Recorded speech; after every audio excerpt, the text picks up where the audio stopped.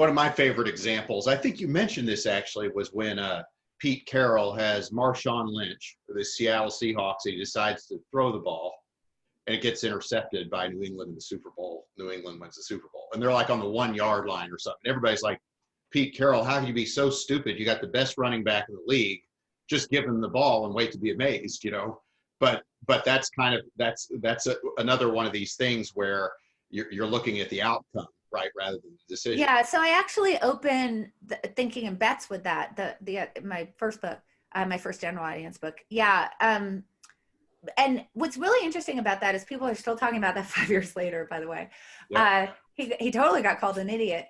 And nobody's really looking at, well, you know, he couldn't know it was going to be intercepted. What actually matters is what's the probability of an interception there?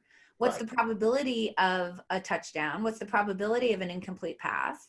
And then you want to compare that to the other option, which is what's the probability if you hand it off to Marshawn Lynch that Marshawn Lynch fumbles, or gets stopped as an interception, or you know that he gets stopped, or that he scores a touchdown. And then you have a third thing, which just has to do with a little options theory, which is which path gets you 3 plays as opposed to 2. Right. And so it turns out that when you look at that, all of those things lead to calling a pass play on either first or second down. Now, I'm completely agnostic as to whether it's correct to do the pass play on first or second down. I just know that it's correct to do it on one of them. And Pete Carroll, who's a smarter coach than I am, chose to do it on the first one. So I defer to him. That's the thing I think people miss, right? Like what you're really comparing is the odds of getting intercepted.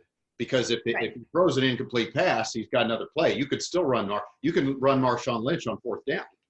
But well, the fact is actually, yeah, if it's an incomplete pass, the clock stops on its own. You can still hand the ball off to Marshawn Lynch twice.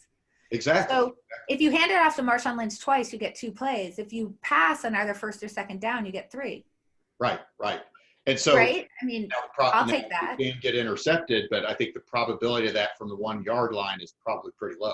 Yeah. So basically, you know, when we think about options theory, it's like, okay, so you're getting the option for a third play. And the question is, what does that cost? Mm-hmm. And the cost is whatever the interception rate is, which is between 1% and 2%. Seems like a pretty good decision to me. Yeah. You know, but the thing is that like that, I have to tell you that the resulting, it's cognitively, it's so strong that I have played that video 100 times. Yeah. And every time I see the video, I'm like, ugh. You know, like I still. Even now, I can't believe it. Just give it to Marshawn Lynch.